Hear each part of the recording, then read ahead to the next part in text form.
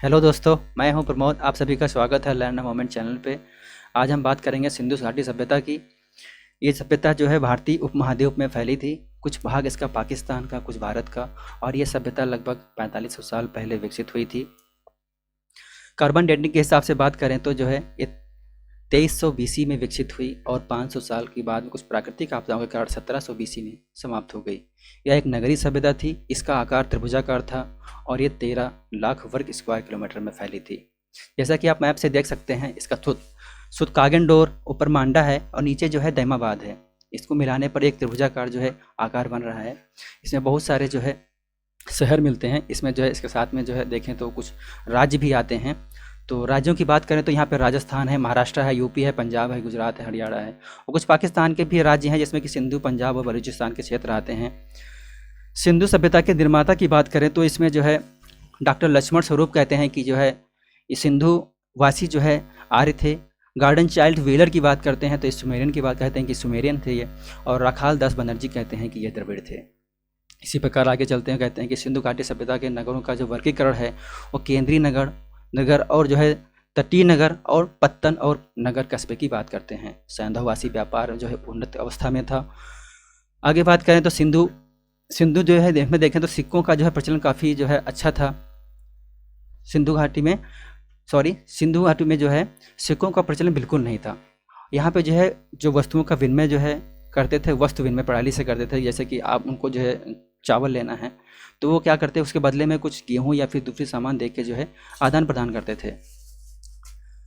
खुदाई से साक्ष्यों से पता चलता है कि उनका जो तराजू था वो जो है हाथी के दांत के जो है उससे पलड़ा बना के जो है और उससे तराजू बनाए हुए थे। मुख्यतः जो है इनके जो बाट थे वो घनाकार बेलनाकार थे। और जो है आगे बात करें तो सुमेरियन लेख से ज्ञात होता है कि मेलुहा, दिलमुल और जो है मगन के साथ जो है मेसोपोटामिया के जो है अच्छा व्यापार था। सुमेरियन लेखों से ये भी पता चलता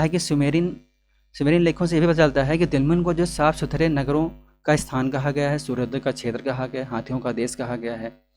सिंधु के जो है व्यापारिक संबंध की पहचान करें तो लोथल से जो है मिस्र की जो है एक मम्मी की आकृति मिली है, जिससे पता चलता है कि सिंधु घाटी सभ्यता के लोग जो है मिस्र की सभ्यता से भी व्यापारिक संबंध बनाए हुए थे।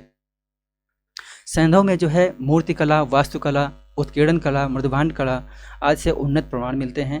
सैंधव जो सर्वाधिक मोहरें मिलती हैं वो सेलखड़ी की हैं। इसके अतिरिक्त जो है यहाँ पे काचली और गोमद मिट्टी के भी मोहरें मिलती हैं। और मोहरों में जो बात करें, जो मोहरों का जो आकार था वर्गाकार या फिर चौकोर आकार का था। मोहरों पर सर्वाधिक अंकन जो है एक श्रृंगी बैल का मिलता है। उसके बाद जो एक कुबड़ वाले बैल का अंकन मिलता है। सैंधव में जो मृदभांड मिले हैं वो लाल और गुलाबी रंग के हैं। लेकिन देखा गया अक्सर जो लाल रंग के जो ये पहले पुताई करते थे, उसके बाद जो चित्रकारी कर रहे हैं वो ब्लैक कलर से कर रहे हैं। इनके जो बर्तन मिले हैं, उन जो मृदभांडों में जो बर्तन मिले हैं, कटोरे हैं, तस्तरी हैं, थालियां हैं। और इन थालियों और बर्तनों के ऊपर जो है मोर, हिरन, कछुआ, गाय जैसे जानवरों के चित्र भी उकेरे गए हैं। और बात करते हैं कि सैंधव सभ्यता में स्त्री पुरुष दोनों आभूषण पहनते हैं। और आभूषण जो होते हैं सोने, चांदी या इसके अलावा जो हाथी के दांत वगैरह के भी आभूषण बनाते थे। माता देवी की पूजा करते थे ये लोग। इनके निवासी माता देवी की पूजा के साथ में जो है पशुओं, पक्षियों, कुल मिला के कहें तो प्राकृतिक पूजा करते थे।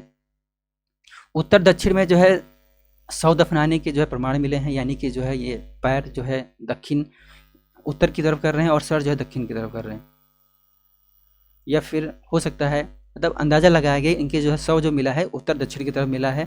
इसके अपवाद भी हैं, पूरब से पश्चिम भी हैं, कई जगह पे मिलते हैं। लेकिन जो मैक्सिमम जो है मिले हैं जो दफनाने के प्रमाण वो उत्तर से दक्षिण हैं।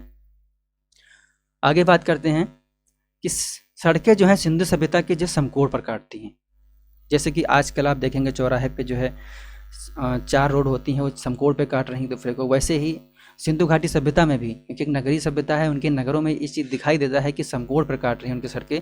और ये जो समकोण की काट है इसको जो ऑक्सफोर्ड सर्कस नाम दिया गया है।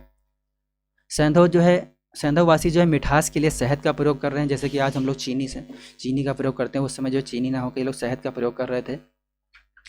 और ख़ास करके देखा गया इनके जो घरों के दरवाजे हैं और खिड़कियाँ इस सड़क की तरफ ना खुल के जो घर के पीछे की तरफ खुलते हैं, केवल ऐसा लोथल में नहीं मिलता है। लोथल में जो है इसका अपवाद कहें या फिर जो भी कहें, लेकिन बाकी शहर जो भी इनके हैं, चन्हूदड़ो हैं, हड़प्पा है, मोहनजोदड़ो, सभी जो है सब जगह आप देखेंगे कि जो है दरवाजे इनके घर के पीछे की तरफ खुल रहे हैं, लेकिन लोथल में आपको रोड के साइड ही खुलते मिलेंगे। मेसोपोटामिया में जो अभिलेखों में जो वर्णित मिलता है कि एक मेलुहा शब्द मिलता है, और मेलुहा शब्द की जो पहचान की गई वो सिंधु घाटी सभ्यता से की गई है। ये तौल के लिए 16 के अनुपात में प्रयोग करते हैं। सुरकोदा, कालीबंगा और लोथल से जो घोड़े के अवशेष भी मिले हैं। यातायात के लिए 2-4 पहिए के वाली गाड़ी का प्रयोग करते हैं। बैलगाड़ी भी होती थी या भैंसा गाड़ी भी हो सकती थी। पशुओं में जो है कुबड़ वाला जो सांड था वो जो बहुत ही पूजनीय था, यानी कि जो है पूज्य जानवर कह सकते हैं। मिट्टी की जो मूर्ति मिलती हैं, मिलने से जो है अनुमान लगाया गया है, यानी कि जो मिट्टी की मूर्तियां मिल रही हैं वो ज़्यादा करके जो है मूर्तियां जो है नारी की मिल रही, महिलाओं की मिल रही हैं, तो अनुमान लगाया गया है कि जो है समाज मात्र सत्तात्मक था। मनोरंजन के लिए जो है सैंधववासी जो है मछली पकड़ना, शिकार करना और कुछ गेम और हैं, चौपड़ और पासा भी खेलते थे। ये लोग तलवार से बिल्कुल ही अपरिचित थे, क्योंकि तलवार के कोई भी साक्ष्य नहीं मिले। इसके बाद जो है जो वैदिक सभ्यता आती है, आप सभी जानते हैं, वहाँ घोड़े यूज कर रहे हैं, तलवार यूज कर रहे हैं, लेकिन जो है यहाँ सैंधव सभ्यता में ऐसा कोई भी प्रमाण नहीं मिलता है। यहाँ पे कुछ कुरीतियाँ भी देखने को मिलेंगी आपको। पर्दा प्रथा, वैश्यावृत्ति, सैंधव समाज से ये सब प्रचलित था। इन्हीं कुरीतियाँ थीं समाज में कि पर्दा प्रथा, जैसे कि आज भी आप देख सकते हैं, वैश्यावृत्ति, ये सब समाज में कुरीतियाँ थीं। इसी प्रकार बात करते हैं कि कुछ शहरों की बात करते हैं जो फेमस शहर हैं, और वहाँ से जो मेन चीज़ें मिली हैं, वस्तुएं मिली हैं, उत्खनन के बाद में अवशेष मिले हैं, उनकी हम बात करेंगे। क्योंकि एग्जाम में यहाँ से क्वेश्चन उठाया जाता है कि ये पर्टिकुलर जो है कोई वस्तु है, उसका अवशेष किस स्थान से मिला है। तो सबसे पहले बात करते हैं हड़प्पा की।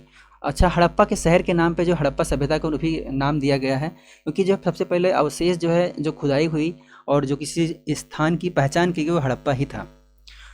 तो इसीलिए हड़प्पा के नाम पर जो हड़प्पा सभ्यता के भी नाम, हड़प्पा सभ्यता का नाम दे दिया गया। और इसके सबसे पहले जो 1921 में पहचान की जाती है। हड़प्पा सभ्यता के बारे में देखते हैं कि इसमें नगर है वो 2 भागों में विभाजित था, एक पूर्वी टीला और एक पश्चिमी टीला।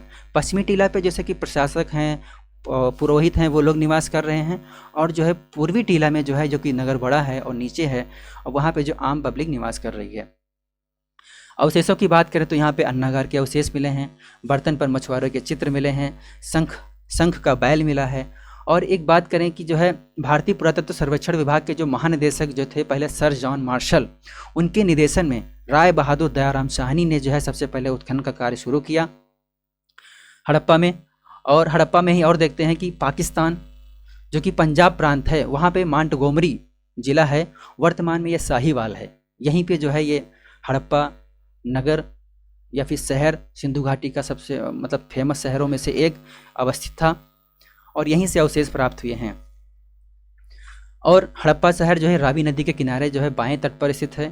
हड़प्पा में ही देखें तो और सर्वाधिक जानकारी जो है या कहें सब प्रथम जानकारी जो है 1826 में चार्ल्स मेसन नाम के एक अंग्रेज ने प्राप्त की। उसके बाद उत्खनन की बात करें तो 1920-21 से और 1923-34 तक माधव स्वरूप वत्स ने जो है उत्खनन का कार्य किया। उसके बाद 1946 में मार्टिमर नाम के व्हीलर ने जो है उत्खनन का कार्य कराया। यहाँ पे कुछ और भी जानकारी मिली है कि 606 कच्छों में 12 कच्छ ऐसे मिले हैं जो अन्नागार के अवशेष प्राप्त होते हैं। इसके अलावा बात करें कि यहाँ पे सामान्य आवास के दक्षिण में जो सामान्य आवास है, जो निचला सदन है, यानी कहें तो पूर्वी सदन जो है या पूर्वी नगर का भाग है, उसके दक्षिण में देखें तो एक जो है कब्रिस्तान मिलता है, जहाँ पे जो है समाधि मिलती है, उसको R37 नाम दिया गया है। इसी प्रकार व्हीलर ने जो उत्खनन कार्य करा रहे हैं वो दुर्ग जो पश्चिमी टीला है, जो दुर्ग टीला है, यानी कि पुरोहित प्रशासन का लोग रहते हैं, उसको माउंट एबी नाम दिया हुआ है। कुछ हड़प्पा के और भी हैं कि यहाँ पे जो है स्त्री के गर्भ से निकलता हुआ एक पौधा दिखाया गया है, जिससे अनुमान लगाया जाता है कि ये जो है उर्वरता की देवी हैं। और इसी तरह बात करें तो यहाँ पे पीतल का एक इक्का मिला हुआ है। ईंटों के जो आकार हैं, यहाँ पे आकार से जो है एक वृत्ताकार चबूतरा बनाया गया है, इसका अवशेष मिला है। और इसके साथ में कहें तो गेहूं और जौ के भी अवशेष मिले हैं। इस प्रकार हम बात करेंगे एक दूसरे शहर जो कि हड़प्पा सभ्यता या फिर सिंधु घाटी सभ्यता का जो है आर्थिक नगर था, जो बात करते हैं मोहनजोदड़ो। मोहनजोदड़ो एक मृतकों का टीला कभी कहते हैं इसको जो है, ये बहुत सारे अवशेष भी मिले हैं यहाँ पे। तो या ये नगर भी जो है दो भागों में विभाजित था, जैसे कि हड़प्पा, वैसे ही ये भी शहर दो भागों में विभाजित होता है, पूर्वी टीला और पश्चिमी टीला। पूर्वी टीला वैसे ही यहाँ पे आम पब्लिक निवास कर रही है, और जो है पश्चिमी टीला यहाँ पे जो है पुरोहित लोग निवास कर रहे हैं। पश्चिमी टीले को जो पुरोहित लोग निवास कर रहे हैं, उस टीले को जो है स्तूप टीला भी कहा जाता है, क्योंकि जो है यहाँ पे कुषाण जब शासन करने आते हैं तो एक स्तूप का निर्माण करवाते हैं। इसी प्रकार आगे बात करें तो बृहद स्नानागार भी मोहनजोदड़ो से मिलता है, इसे क्वेश्चन पूछे हुए हैं। इसी प्रकार पूछता है विशाल अन्नागार मोहनजोदड़ो से ही। अब जब हम जो भी गिना रहे हैं सारे मोहनजोदड़ो में ही आएंगे। इसी प्रकार आगे देखेंगे एक कांसे की नर्तक की मूर्ति मिलती है, वो भी नारी होती हैं वो, और बाकी कुछ ज़्यादा पहचान नहीं की गई है, बस एक नर्तक की मूर्ति मिली, वो कांसे की बनी हुई है। आगे बात करें तो पुजारी की मनी पीष्ट की मूर्ति मिलती है, जो कि एक साल ओढ़े होते हैं, और जो है उनकी दाढ़ी भी दिखाई गई है। तो देखने से लगता है कि ये पुजारी होंगे या पुरोहित होंगे या कोई और कोई प्रशासनिक अधिकारी हो सकता है। आगे बात करें कि मुद्रा, मुद्रा एक जैसे कि सील जो होती थी, मुद्रा पर जो है पशुपतिनाथ शिव की जो है मूर्ति उकेरी गई है, और उस पर देखा आप देखेंगे कि जो है 5 जारवन मिलेंगे, जिनमें जो है पशुपतिनाथ यानी शिव जो है, शिव से जिनकी पहचान की जाती है, इनके बाईं तरफ गैंडा और भैंसा है, और जो है दाईं तरफ बात करें तो बाघ और हाथी है, और एक जो 5वां जानवर है वो हिरन के 2 चित्र दिखाए गए हैं। पशुपतिनाथ के शिव पर जो है एक त्रिशूल के आकार का जो आभूषण है, जैसे कि ज़्यादा प्रमाणित होता है कि जो है ये चित्र पशुपतिनाथ यानी शिव भगवान से जोड़ा गया है। यहाँ पे कुंभकारों के 6 भट्ठे भी मिले हैं। गीली मिट्टी पर कपड़े के साक्ष्य मिलते हैं। गले तांबे के ढेर मिलते हैं, यानी कि तांबा जैसे कि गलाया गया, उससे कोई गला के या फिर कोई भी इंस्ट्रूमेंट बनाए जा रहे हों, ऐसे साक्ष्य मिले हुए हैं। ये आपको याद रखना, ये सारे साक्ष्य जो मैं बोल रहा हूँ अब सब मोहनजोदड़ो से मिले हुए हैं।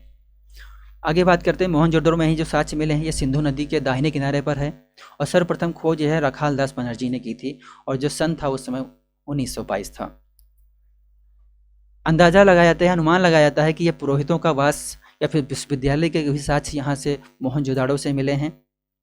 एक सड़क मिलती है जो 9.15 मीटर चौड़ी है, जिसे राजपथ से पहचान की जाती है।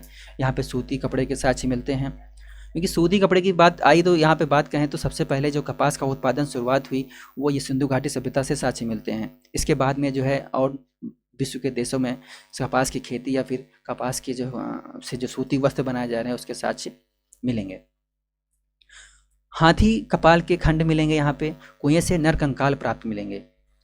पिग्गट महोदय ने एक बड़ी बात कही है कि हड़प्पा और मोहनजोदड़ो एक विस्तृत साम्राज्य की जुड़वा राजधानी है। आगे ही इसी तरह एक शहर और बात करेंगे, चन्हुदड़ो और लोथल। तो पहले बात करते हैं चन्हुदड़ो की। चन्हुदड़ो की खोज जो है 1931 में NG मजूमदार ने की, और 1935 से 1936 में उत्खनन जो है कराया मैके ने। यहाँ सैंधव संस्कृति के साथ साथ प्राक हड़प्पा संस्कृति के भी साक्ष्य मिलते हैं। इस प्राक हड़प्पा संस्कृत का दूसरा नाम जो है झूकर या फिर झांगर संस्कृत के नाम से भी जानते हैं। चन्हुदड़ो एक औद्योगिक शहर था। यहाँ मनका बनाने, कारखाना तथा भट्टी आदि के भी अवशेष मिले हैं। यहाँ पे जो है मणिकारी, मोहर बनाने और बाट बनाने के साक्ष्य मिलते हैं। यहाँ अलंकृत हाथी और खिलौने के साक्ष्य मिले हैं, और एक ये भी निशान मिला है कि एक कुत्ता बिल्ली का पीछा करते हुए चिन्ह बने हुए हैं। यहाँ ये लोग जो है, यहाँ पे एक लिपस्टिक का भी साक्ष्य मिला है, जैसे कि आजकल हमारे जो भाई मतलब हमारी जो है माता बहनें लिपस्टिक यूज करती हैं, वैसे वहाँ भी जो है प्रसाधन को देखा गया है कि प्रसाधन में वो लोग लिपस्टिक यूज कर रहे थे। एकमात्र स्थल एक ऐसा है, ये जो चन्हुदड़ो है, यहाँ जो है जो ईंटों का आकार है वो वक्राकार है। और एक साक्ष्य ये भी है कि यहाँ पे किसी दुर्ग का अवशेष नहीं मिला है, जैसे कि हमने पहले पढ़ा कि जो है मोहनजोदड़ो और हड़प्पा जो है नगर 2 भागों में अवशेष है, वहाँ पे पूर्वी दुर्ग है और पश्चिमी दुर्ग है, लेकिन यहाँ पे किसी दुर्ग का अवशेष नहीं है। अब बात करेंगे लोथल की। लोथल गुजरात के भगवा नदी के किनारे स्थित है। वर्तमान में जो है गुजरात के अहमदाबाद से आप पहचान कर सकते हैं। इसकी खोज जो है डॉक्टर SR राव ने की, और जो है पश्चिम एशिया में व्यापार को प्रमुख बंदरगाह लोथल ही था उस समय, यानी कि पश्चिम एशिया से मेसोपोटामिया या मिस्र से किसी से व्यापार करना है तो आपको जो है लोथल से व्यापार ये लोग करते थे, ऐसा अनुमान लगाया गया है। और क्योंकि वहाँ से लोथल से ही जो है मेसोपोटामिया या फिर मिस्र की सभ्यता से कि जो वहाँ के जो मोहरें थी या फिर कोई चिन्ह हैं वो अवशेष प्राप्त हुए हैं। यहाँ नगर जो है दुर्ग दोनों, यानी कि जो नगर और दुर्ग हैं दोनों के रक्षा प्राचीर से घिरे हुए हैं। लोथल में और बात करते हैं कि धान और बाजरा के साक्ष्य मिले हैं। फारस की मोहर भी मिली है जिससे पता चलता है कि जो है फारस से लोग अच्छा व्यापार कर रहे थे। घोड़े की जो है की मूर्ति मिली है और 3 जो है युगल समाधियां भी मिली हैं। कालीबंगा की बात करें, कालीबंगा राजस्थान में स्थित है और राजस्थान के जो हनुमानगढ़ जिला जो है आज का, वहाँ पे जो है इसके साक्ष्य मिले हैं। यहाँ पे जो भवन जो बने हैं वो कच्ची ईंटों के बने हैं, लेकिन जो नालियाँ बनाए हैं, नालियाँ हड़प्पा सभ्यता की जो है बहुत ही सुव्यवस्थित थी। पानी निकास की पूरी व्यवस्थित तरीका था। जैसे कि आज हम लोग देखते हैं कि बड़े बड़े जो शहर होते हैं वह पानी निकालने की जो है नालियाँ कैसे बनी होती हैं, व्यवस्थित तरीके से होती हैं, वैसे उस समय भी साक्ष्य मिले हैं। तो इनकी जो है नालियाँ पक्की ईंटों की थीं। और इसके साथ में जो है कालीबंगा से जुते हुए साक्ष्य मिले हैं। और कालीबंगा में जो है भूकंप आने के भी साक्ष्य मिलते हैं। और एक चबूतरा है जिसपे अग्निकुंड और जो है कुआं और कुछ पक्की ईंटों का जो आयताकार एक गर्त बना हुआ है। अब वो हवन करते थे, कुछ अनुष्ठान अपने करते होंगे, ऐसा देखा जा रहा है। और एक दूसरे चबूतरे पर देखा जा रहा है कि 7 अग्निकुंड हैं जो एक पंक्ति में बने हुए हैं। एक दूसरा शहर धौलावीरा जो कि गुजरात में स्थित है, गुजरात के कच्छ के रण में जो है स्थित है। और ये नगर 3 भागों में विभाजित है। वैसे बाकी देखेंगे नगर जो है 2 भागों में विभाजित हैं, लेकिन जो धौलावीरा आपको याद करना पड़ेगा कि जो यहाँ पे जो ये नगर है 3 भागों में विभाजित है। यहाँ किला है, मध्य नगर है और निचला नगर है। उन्नत जल प्रबंधन व्यवस्था है। हड़प्पा लिपि के जो है 10 चिन्हों वाला एक शिलाखंड भी मिला हुआ है। एक और शहर बात करेंगे सुरकोतदा, ये गुजरात में है। यहाँ कब्रिस्तान में कलश तथा समाधान के साक्ष्य मिले हैं। घोड़े की कुछ हड्डियाँ मिली हैं। और इसी प्रकार हरियाणा में जो राखी गढ़ी है। इसी प्रकार आगे बात करें तो दहमाबाद, ये जो महाराष्ट्र में है, सबसे दक्षिणी नगर था ये। और ये नदी प्रवरा के किनारे है, सबसे दक्षिणतम है। और यहाँ पर रथ चलाते हुए मनुष्य के साक्ष्य मिले हैं। पंजाब में रोपड़ स्थान से पहचान की गई है। यहाँ पे आधुनिक नगर, इसको जो स्थान है वो रूपनगर कहा गया है। और मनुष्य के साथ जो है कुत्ता यानी को दफनाया गया है के साक्ष्य मिले हैं। थैंक यू आप सभी का, और मिलते हैं फिर नेक्स्ट वीडियो में।